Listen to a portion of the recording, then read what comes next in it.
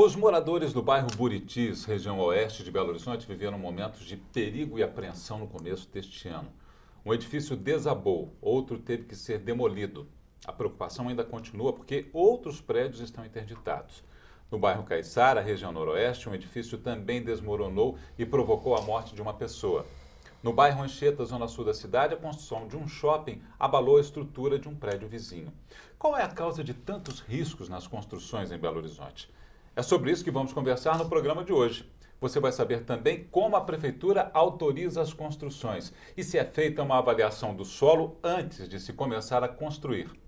Os nossos convidados para o programa de hoje são o presidente do CREA, Jobson Nogueira de Andrade, a presidente da Associação dos Moradores do Buritis, Fátima Gottschalk, e os vereadores Maria Lúcia Scarpelli e Fábio Caldeira. Gente, obrigado pela presença de todos vocês. Obrigada. Vamos primeiro assistir uma matéria sobre o relatório dos prédios do bairro Buritis. Na coletiva, o diretor técnico do Instituto Brasileiro de Avaliações e Perícias de Engenharia do Estado de Minas Gerais apresentou o estudo sobre a área onde 2 prédios desabaram no bairro Buritis no mês passado. A principal causa apontada pelo relatório é a presença de água no subsolo das edificações, consequência do rompimento da rede da Copasa. Os históricos de problemas, tanto de trincas nas edificações, quanto de degradação de parte do pavimento, de históricos de vazamentos, já mostram que aquele trecho da rua era um ponto problemático no passado. O prédio Vale dos Buritis, na região oeste de Belo Horizonte, estava condenado desde outubro de 2011 e caiu no início deste ano. Outros 2 prédios ficaram ameaçados. Por causa do abalo na estrutura, o prédio Arche de Vivre foi demolido no dia 12 de janeiro. O laudo divulgado nesta terça-feira sobre as possíveis causas do desmoronamento foi elaborado a pedido do Conselho Regional de Engenharia, Arquitetura e Agronomia do Estado. O estudo aponta ainda outras 5 possibilidades para a movimentação do solo. As causas apontadas pelo laudo ainda não são oficiais. Vamos ouvir o CREA. Detalhes mais aprofundados desse relatório. Vamos ouvir também a SUDECAP e a Secretaria de Política Urbana da Prefeitura de Belo Horizonte e a Copasa, juntamente, logicamente, com a Associação de Moradores. É fundamental a Câmara ouvir todas as partes para nós nos posicionarmos em relação a esse grave problema que tem que haver uma resolução e que seja evitado em outras regiões da cidade. Obrigado novamente pela presença de todos vocês. E a gente começa o programa dando uma informação, né, que agora desabou mais um prédio em São Paulo, presidente Jobson. Em São Bernardo do Campo, parece que um prédio de 13 ou 14 andares. Parte, né? do edifício. Parte do edifício. Veio ruiu de ontem para hoje, mas não temos informações técnicas mais ter... precisas a respeito. Ainda não se sabe o que aconteceu, se teve uma bomba no prédio, teve uma bomba, não, perdão, uma explosão no prédio, né? Com muitas especulações. Pois é. Agora, a população de Belo Horizonte, presidente, começa a ficar intranquila, né? Porque a pessoa está lá na sua casa, no conforto da sua casa, já começa a se imaginar. Será que eu tenho algum risco? Será que eu corro algum risco? O que o CREA pode dizer para o telespectador nesse momento? Bom, veja bem, no meu modo de entender, quando nós não temos um total conhecimento daquilo que a gente está fazendo, onde nós estamos firmes ou não na questão do solo, então nós podemos dizer que há sempre um risco, o risco do desconhecimento, né? Bem, na verdade, é que nós temos ainda uma legislação que, apesar de ser bem complexa, ela não remete numa situação de solo, de relevo escarpado, como é Belo Horizonte, a uma condição de análise mais profunda de todo o maciço, não do ponto onde algum profissional de engenharia vai construir um edifício. Ali ele analisa, mas ele não analisa 100, 200, 300 metros, todo o conjunto daquela área. Ou seja, nós não temos hoje na cidade formal, em Belo Horizonte, um mapa geológico que nos indique áreas não edificantes, áreas que não são adequadas para a construção. Na nossa legislação não há esse tipo de exigência, né? Então o empreendedor não faz porque ele não tem uma obrigatoriedade em norma para fazê-lo. E o calculista, quando dimensiona a fundação de um edifício, ele o faz dentro da norma, e a norma exige o conhecimento do subsolo a partir de uma análise geológica, geotécnica, no ponto onde ele vai implantar as suas estruturas. A vereadora está ali doida para fazer uma pergunta, vereadora. Pode ficar à vontade.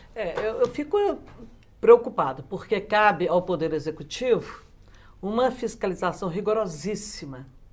E eu começo aqui indagando ao presidente, até colocando para a mesa essa discussão, como é que nós podemos, vereador Fábio, admitir que em Belo Horizonte nós tenhamos 455 mil construções irregulares. Não obedeceram à legislação. O consumidor, ele acha que a BITSE é somente um instrumento para facilitar a transação comercial, a venda, e não é. É o certificado, é a garantia, né, da segurança, daquela solidez da construção. Nós temos 100 mil prédios construídos pelos próprios donos, sem nenhuma técnica e nenhuma fiscalização. Então eu vejo que essa questão, presidente, amigos aqui desta mesa, tão importante de debate, eu vejo o seguinte, que nós temos aí uma problemática, como se fosse uma teia de aranha. Primeiro nós temos um consumidor que ele é meio afoito para comprar, ele não olha bem a credibilidade da construtora, ele não pesquisa, ele não vai ao CREA, ele não pesquisa, ele não vai ao PROCON. Segundo, algumas construtoras que são absolutamente responsáveis não fazem esse estudo, como ele mesmo colocou, o estudo geológico do terreno para ver se é sólido. Nós temos, do outro lado, o Poder Executivo, que deixa a situação assim, absurda. Nós temos só 400 fiscais em Belo Horizonte. Então, é uma situação preocupante, 455 mil construções irregulares. Isso é dado fornecido pela Secretaria de Regulamentação Urbana. E nós temos essa situação complexa, né, que de vez em quando nós somos aí, né, acordamos com essas notícias estarrecedoras de prédios caindo. E o consumidor é que paga a conta. Está aqui a presidente, né, já ia te chamar, Fátima, da Associação dos Moradores do Buritis, a Fátima Gottschalk. Como é que está a situação hoje dos moradores, Fátima? Na realidade, assim, essas questões que foram colocadas pelo Jobson e pela vereadora Maria Lúcia é o que nos assusta, nos deixa perplexos. Por quê? Esse caso do Buritis, ele está na área formal. Esses moradores e esses proprietários adquiriram o imóvel numa área formal. Sim. Todos eles adquiriram o imóvel com a BITSE da prefeitura. Ou seja, ninguém invadiu uma área de risco. Né? Ninguém ocupou uma área irregular. Todos procuraram adquirir o seu imóvel na cidade formal de acordo com a legislação e entraram para os seus imóveis com o habite na mão. Ou seja, o habite é o poder público dizendo, é habitável esse imóvel.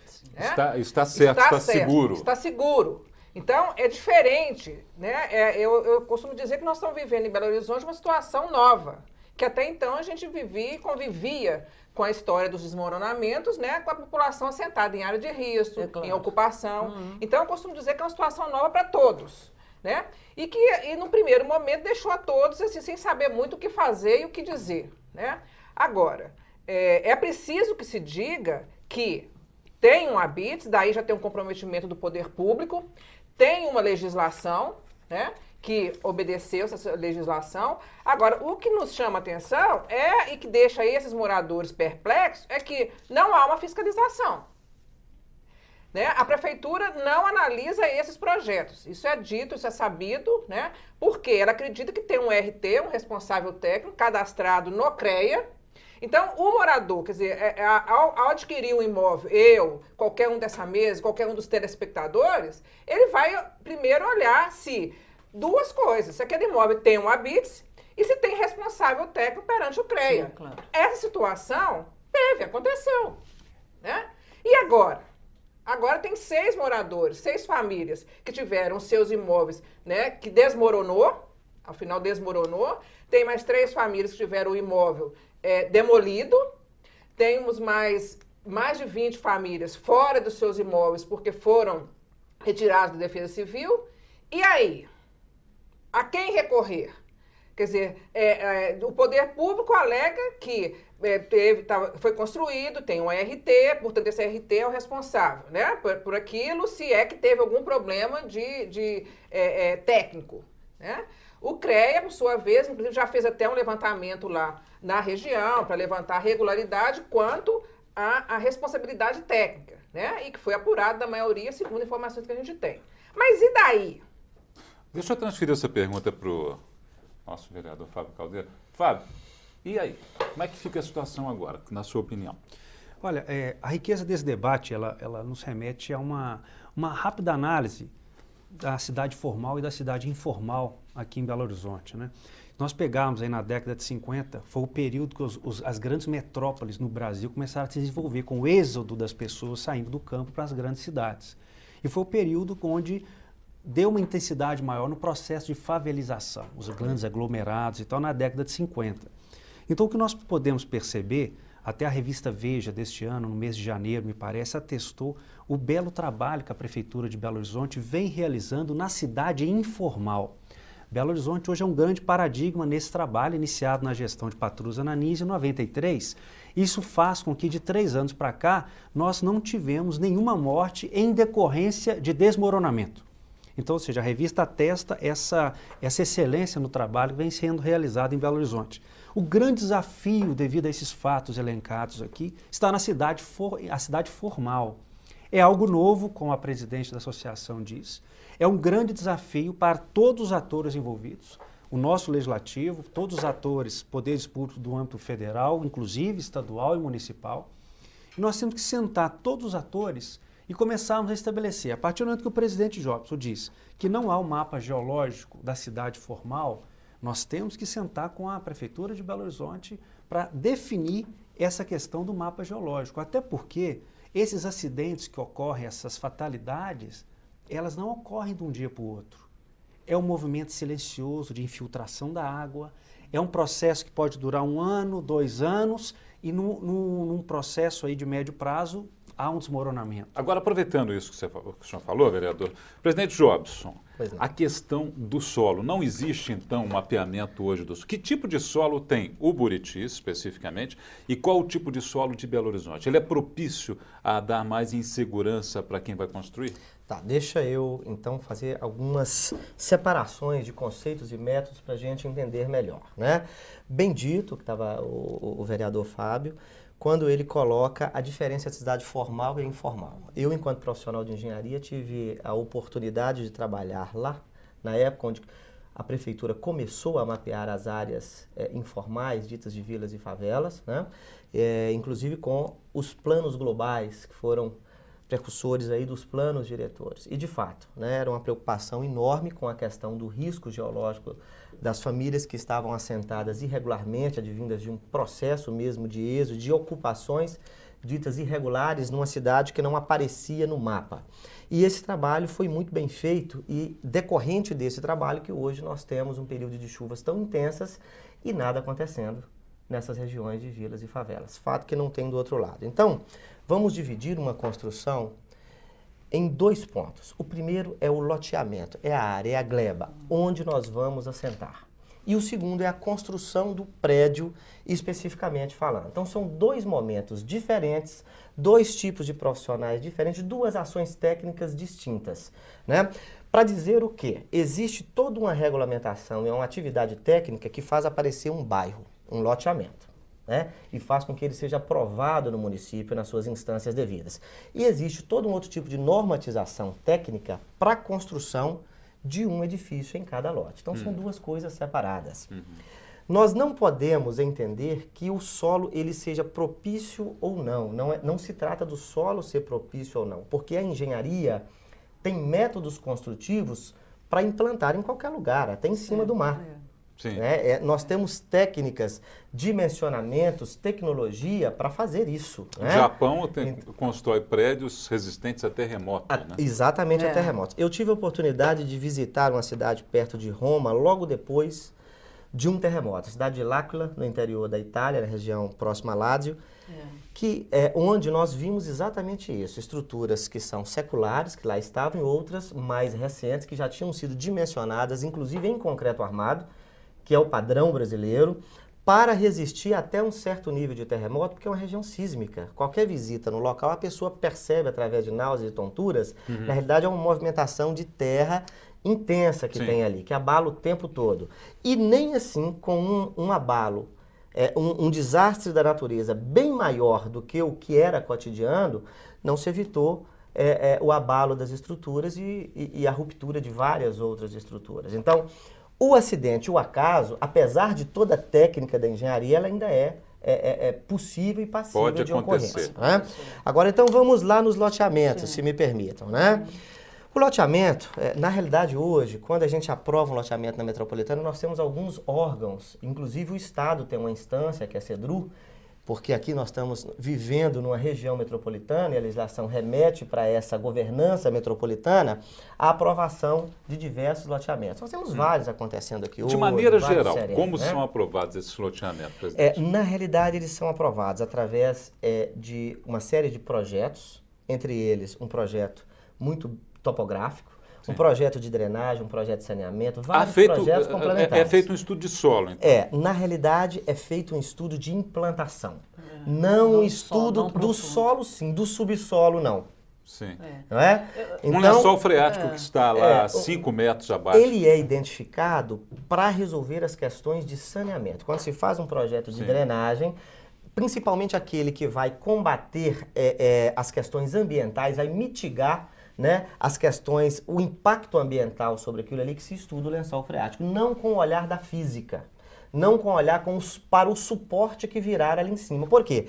Porque o loteador e também o poder público entende, e aí é uma forma equivocada ao meu modo de ver, entende que na implantação de um edifício, aquela segunda parte que disse, que é aquela das fundações do cálculo, ele irá usar a técnica mais adequada para poder suportar em cima daquele terreno. E de fato ele usará. Ele usará naquele momento, mas alguém faz um prédio num lugar, daqui a 2 anos vem um outro, faz um corte lateral, mudou a física. Eu gostaria, inclusive, de entrar na questão das responsabilidades. Eu acho que nós temos, presidente, amigos, nós temos que ter bastante clara as responsabilidades de cada um. Bem, nós, né, eu, o vereador Fábio e os demais colegas, nós temos uma responsabilidade de trabalhar com legislações bastante claras e precisas. Então nós temos que rever, Fábio.